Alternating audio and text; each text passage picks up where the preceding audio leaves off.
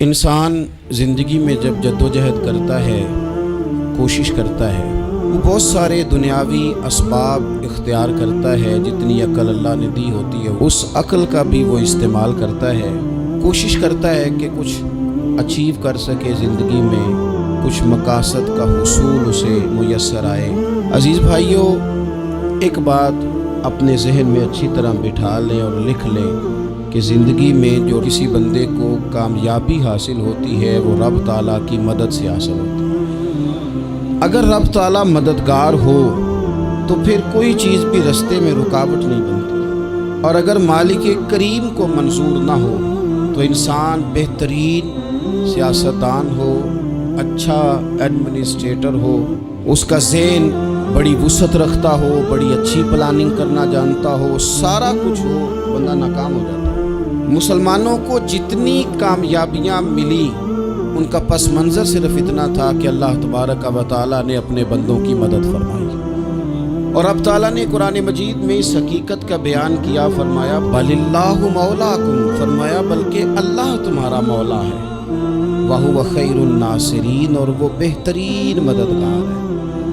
وہ جو رب تمہارا مولا ہے وہ بہترین مددگار ہے، اور اگر وہ مدد کرے تمہاری، سورہ آل عمران میں آگے جا کے ارشاد فرمایا اگر اللہ مدد کرے تو پھر تم پر کوئی غالب نہیں آ سکتا، اور اگر وہ تمہاری مدد چھوڑ دے تو پھر کوئی تمہاری مدد کر سکتا، کوئی مدد نہیں کر سکتا۔ بدر کی جنگ بھی اور فتح مکہ بھی رمضان المبارک میں ہوا ہے۔ میں دونوں پر غور کر رہا تھا تو ایک نیا مضمون میرے ذہن میں آنے لگا۔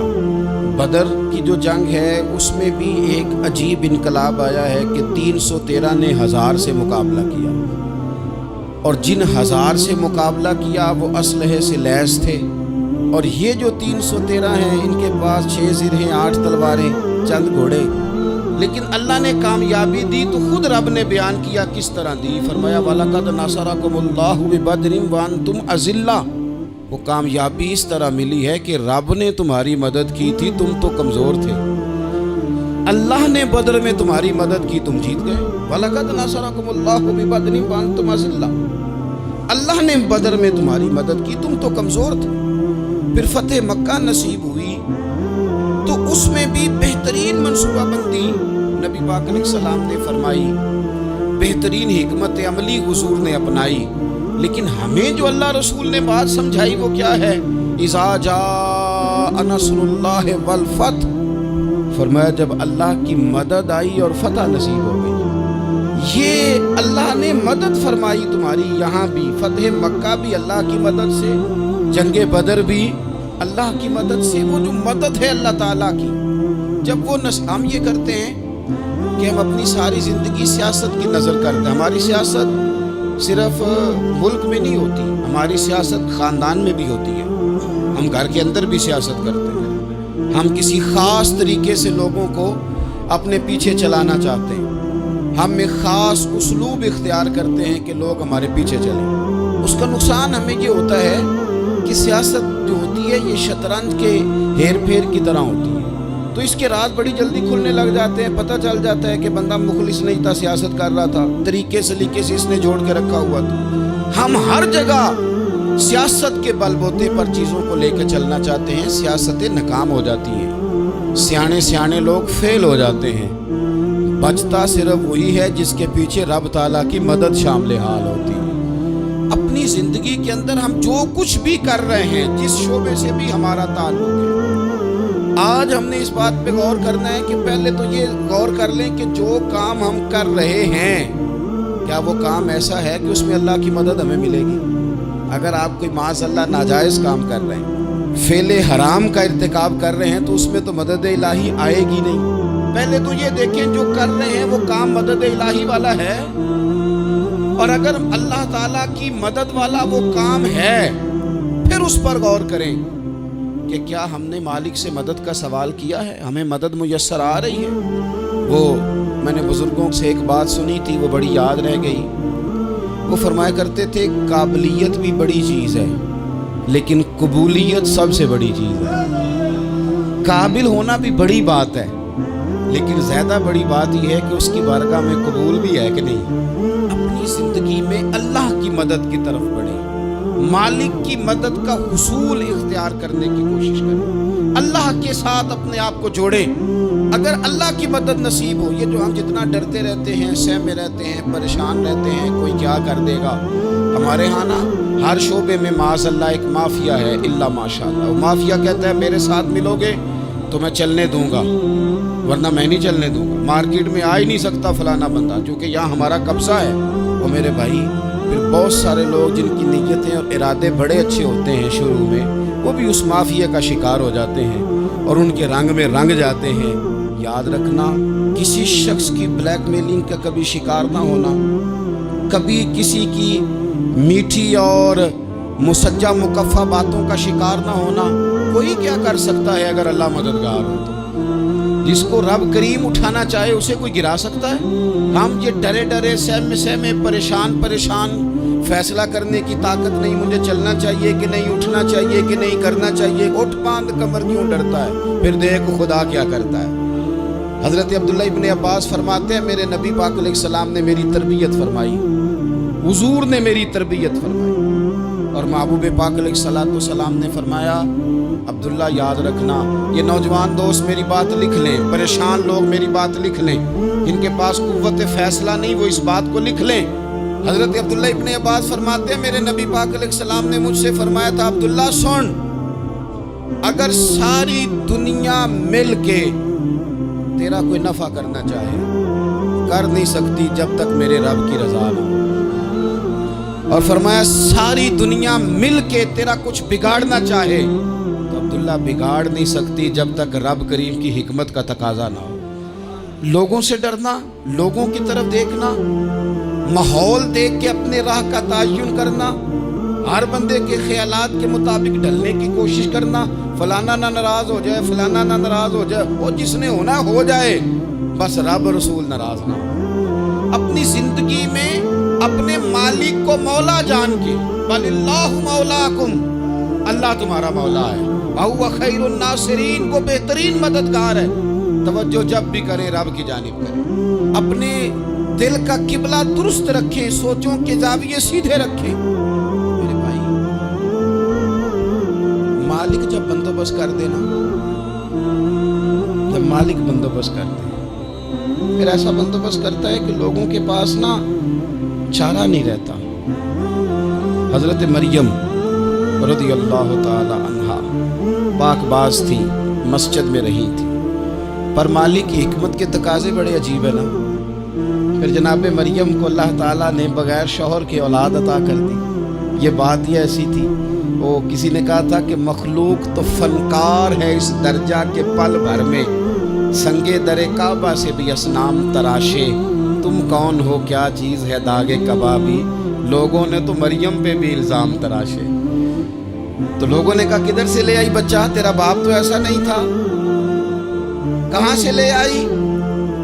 اللہ کرے میں آپ کو سمجھا سکوں، ذرا اپنے آپ کو وہاں کھڑا کریں کہ ایک پاک باز عورت، پاک باپ کی بیٹی، طیب ماں کی بیٹی، اور اللہ کے گھر میں پرورش پانے والی خاتون، ایک وہ وقت اور ایک یہ وقت کہ اس عورت کو کٹہرے میں کھڑا کر کے پوچھا جا رہا ہے کہ معاذ اللہ تیری گود میں بچہ جائز نہیں ہے، کہاں سے لائی ہے؟ اب خود سے صفائیاں بندہ کتنی کو دے، کتنی کو وضاحتیں کرے۔ اور میں نے تو اپنی زندگی میں دیکھا ہے زیادہ وضاحت دینے والے کو بھی لوگ جھوٹا سمجھنے لگ جاتے ہیں، زیادہ وضاحت دینے پر بھی لوگ کمزوری کا اظہار سمجھتے ہیں کہ کمزور پڑ گیا۔ آپ صلح کی کوشش کرتے ہیں، سامنے والا بزدل سمجھ لیتا ہے، زیادہ وضاحتیں بھی کمزور کر دیتی ہیں۔ اب حضرت مریم کو کٹہرے میں کھڑا کر کے کہا بچہ کس کا ہے؟ تو پھر خدا بندوبست جب کرے، اللہ جب مددگار ہو، تو پھر حضرت مریم کی گواہی درختوں سے نہیں دلوائی، اس نے پتوں سے نہیں دلوائی، پھر فرشتے نہیں بھیجے۔ حضرت مریم کہنے لگی مجھ سے نہ پوچھو، وہ جو پنگوڑے میں ہے اسی سے پوچھ لو، ان سے پوچھو نا وہ کون ہے، پوچھ لو ان سے، کر لو سوال۔ انہوں نے کہا پنگوڑے میں چند دنوں کا بچہ، یہ جواب دے گا؟ مددگار تھا رب،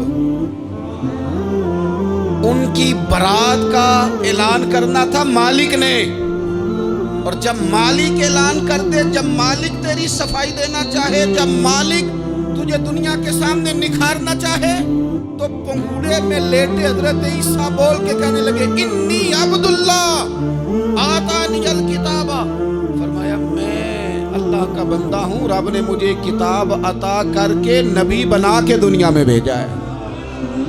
मैं अल्लाह का बंदा हूँ, किताब लेके आया हूँ, नबी बन के आया। फिर पंगूड़े से ऐलान हो गया, फिर बच्चा बोल पड़ा।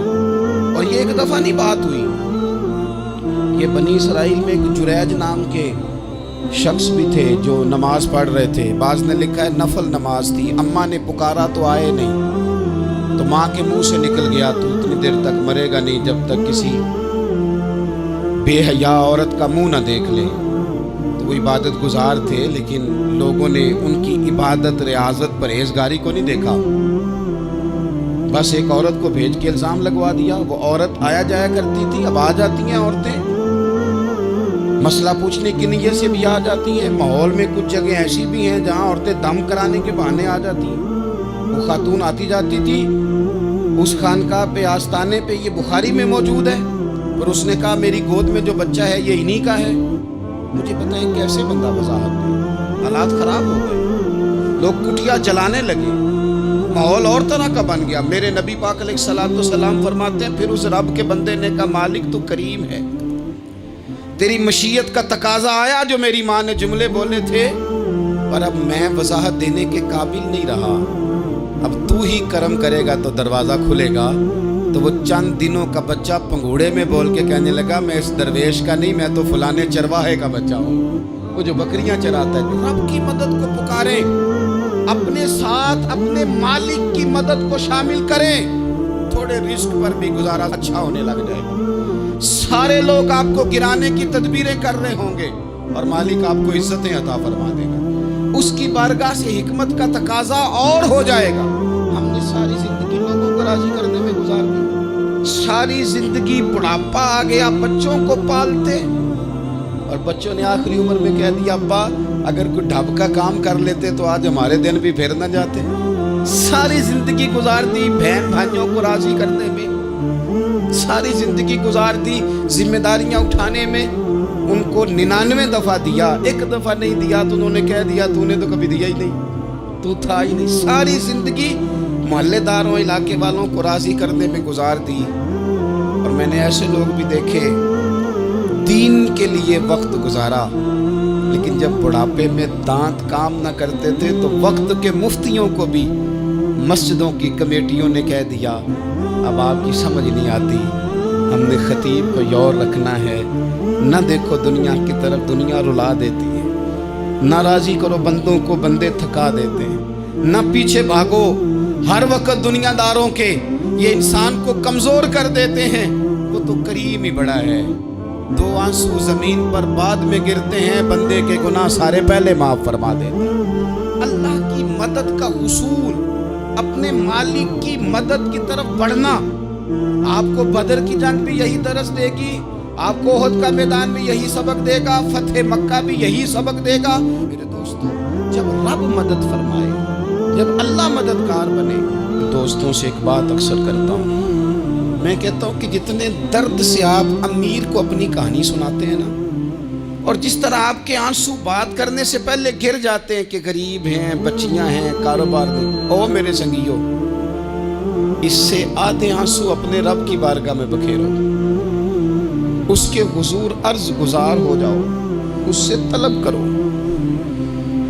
एक वक्त इंसान पर जिंदगी में ऐसा आता है कि उसे यूं महसूस होता है कि मेरा साया भी जरा सा पीछे हट गया है, उसे यूं लगता है कि मैं किसी सहारे पे हाथ डालता हूं तो वो भाग जाता है मुझसे। लेकिन मालिक की बारगाह ऐसी अजीम बारगाह है, रब रसूल के आस्ताने इतने बड़े हैं कि आप जब वहां कशकोले तलब दराज करते हैं तो झोली फैलाने में देर लगती है, उनको भरने में तो कोई देर नहीं लगती। हमने अपना सोच का किबला ही दुनिया को बना लिया। ये जो अल्लाह वालों की मदद है ये तो है नहीं, अल्लाह ही की मदद है, लेकिन ये जो सेठों की तरफ तवज्जो करना, नवाबों की तरफ तवज्जो करना, दुनियादारों की तरफ तवज्जो करना और अपना मिजाज इस तरह का बना लेना, यारो गर्दन को झुका देता है खैरात का पत्थर, जहां में मांगने वालों के सर कभी ऊंचे नहीं होते। اور اقبال کہتے ہیں غیرت ہے بڑی چیز جہان تگ و دو میں، پہناتی ہے یہ فقر کو تاج سردارا۔ میں عرض کروں گا کہ اپنی آپ جب توجہ کا قبلہ اللہ رسول کو بنائیں گے تو رب فرماتے ہیں وَيَرْزُقْهُ مِنْ حَيْثُ لَا يَحْتَسِبُ، میں نہ تجھے وہاں سے رزق دوں گا جہاں سے کبھی تیرا گمان بھی نہیں کیا ہوگا، یہاں سے بھی مل سکتا ہے، تو نے سوچا بھی نہیں ہوگا۔ بخاری شریف میں حدیث ہے، حضرت جابر ابن عبداللہ فرماتے ہیں نبی پاک صلی اللہ علیہ وسلم نے نا 300 لوگوں کا ایک لشکر روانہ کیا کسی مہم کے لیے، کسی جہاد کے لیے۔ حضرت ابو عبیدہ بن جراح رضی اللہ تعالیٰ عنہ امیر لشکر تھے۔ فرماتے غربت اتنی زیادہ تھی، بھوک اتنی زیادہ تھی کہ ایک ایک کھجور دن میں ایک وقت کھانے کو ملتی تھی، اور کچھ دن ایسے آئے کہ اب کھجور بھی نہیں مل رہی۔ فرماتے اتنی زیادہ بھوک لگی مجاہدین کو 300 بندہ پتے کھا کے گزارا ہونے لگ گیا۔ یہ بخاری میں موجود ہے۔ آپ فرماتے ہیں کہ دریا کے کنارے ہمارا پڑاؤ تھا، ٹھہراؤ تھا، جب بھوک سے نڈھال ہو گئے نا وَيَرْزُقْهُ مِنْ حَيْثُ لَا يَحْتَسِبُ، اللہ وہاں سے روزی دیتا ہے، گمان بھی نہیں ہوتا۔ فرماتے ہیں ایک مچھلی اللہ تعالیٰ نے دریا کے کنارے بھیجی، فرماتے ہیں وہ تھی تو مچھلی پر پہاڑ جتنی تھی۔ بخاری میں لفظ ہیں، حضرت جابر ابن عبداللہ رضی اللہ تعالیٰ عنہ فرماتے ہیں 300 آدمی 18 دن تک اس مچھلی کو کھاتے رہے، مچھلی ختم ہی نہیں ہوئی۔ مچھلیاں نہیں، مچھلی کہتے ہیں 18 دن 300 بندہ کھاتا رہا، مچھلی ختم ہی نہیں ہوئی۔ اور فرماتے ہیں کہ اس کی ہڈی نکال کے، کانٹا کہیں گے آپ اپنی زبان میں، کہتے ہیں وہ نکال کے نا تو اس کو کھڑا کیا نا جب، تو اونٹ کجاوے سمیت اس کے بیچ سے گزر جاتا تھا، 2 اس کے کانٹے جوڑے۔ فرماتے ہیں وہ اس کا گوشت ہم کھاتے تھے اور اس کی چربی بطور تیل کے ہم جسموں پہ ملتے تھے، بیماروں کو اس سے سکون آتا تھا، تندرستی شفا ہوتی تھی۔ فرماتے ہیں ہم کھایا بھی ہم نے اور کچھ لے کے ہم مدینے بھی گئے، اور قربان جائیں نبی پاک نے بھی اس میں سے کھایا۔ ہم نے عرض کی حضور یہ معاملہ کیا ہے، یہ ماجرا کیا ہے؟ تو محبوب نے فرمایا تمہارے پاس غذا نہیں تھی، رب نے تمہارے لیے بندوبست کیا ہے، اللہ نے تمہیں دیا ہے۔ مکان شروع کر لیا، ایک صاحب نے مکان بنانے لگے، آپ وہ حساب لگا رہے ہیں، کہتے ہیں میرے پاس اتنے پیسے ہیں، اتنے میں نے فلانے دوست سے کہنا ہے اس نے دے دینے، اتنے فلانے رشتہ دار سے کہنا ہے اس نے دے دینے، اتنے فلانے سے کہنا ہے اس نے دے دینے۔ یہ ساری کاپی بنا کے مکان شروع کر لیا۔ جو روز کہتا تھا نا کوئی حکم ہویا تے دسی، سب سے پہلے اس کو کہا میاں پیسے چاہیے، وہ کہندا ہو کل ہی منڈا ٹوریا، کہتے تو پرسوں دسدا تے لب جانے سا۔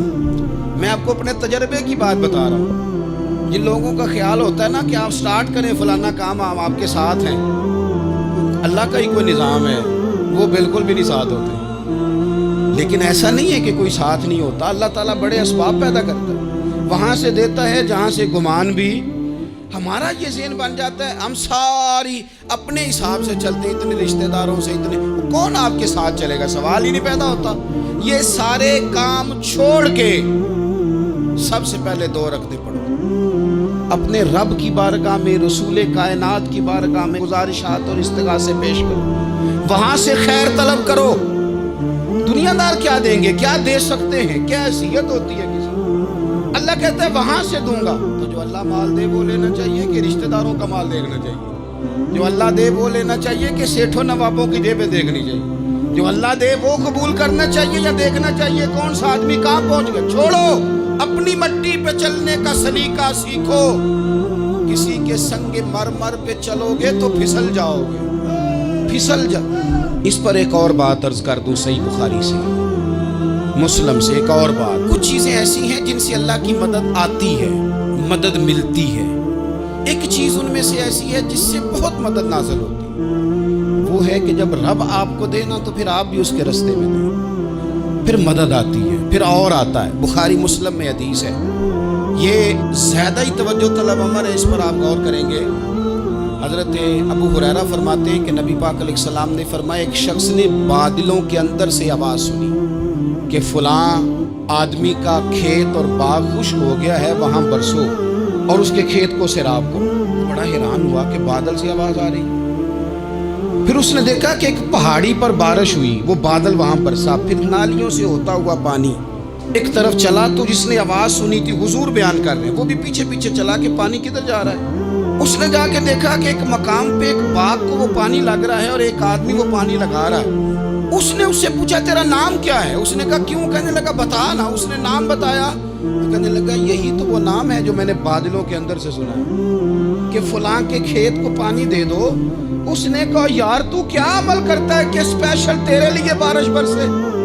یہ بخاری پڑھ رہا ہوں، سیاستہ سے حدیث عرض کر رہا ہوں۔ اس سے پوچھا تو کیا کام کرتا ہے کہ جناب اللہ تبارک و تعالیٰ کا حکم کرم آیا کہ خاص تیرے لیے پانی برسے اور تیرے کھیت کو سیراب کرے؟ تو اس نے کہا چھوٹا ذمہ دار ہوں، پر جب فصل اگتی ہے تو 3 حصے کرتا ہوں، ایک حصہ اپنے بال بچوں پہ بہن بھائیوں پہ خرچ کرتا ہوں، ایک حصہ پورا اور ایک حصہ دوبارہ کاشتکاری پہ لگاتا ہوں، اور تیسرا حصہ خالص میں نے مسکینوں یتیموں اور غریبوں کے لیے رکھا ہوا۔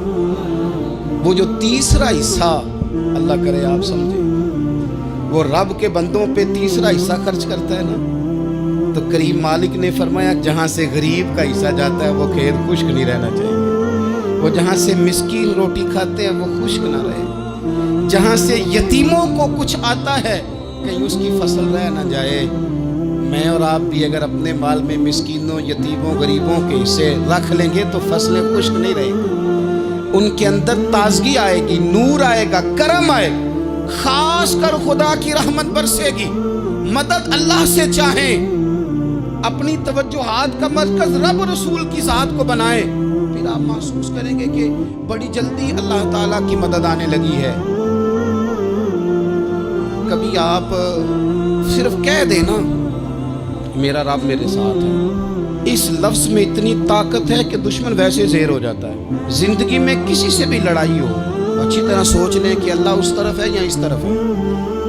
اگر آپ زیادتی پہ ہیں تو پھر رب مظلوم کی جانب۔ اگر اللہ کی مدد آپ کے ساتھ ہے تو دنیا کی کوئی طاقت آپ کو گرا نہیں سکتی، اور اگر آپ مظلوم کے مقابلے میں ظالم بن کے آپ کھڑے ہو گئے ہیں اور آپ نے رویہ وہ اختیار کیا ہے کہ جس میں مدد نہیں آئے گی، تو پھر یاد رکھ لیں کہ آپ کوئی بھی ہیں، کہاں بھی ہیں، آپ کمزور ہیں۔ طاقتور تھے ابتدائے اسلام میں، ظاہری طاقت تھی کفار مکہ کے پاس، وہ ڈنڈوں سے مارتے تھے غریبوں کو، ان کے ہاتھوں میں ڈنڈے تھے، اور خدائی طاقت ان مظلوموں کے ساتھ تھی۔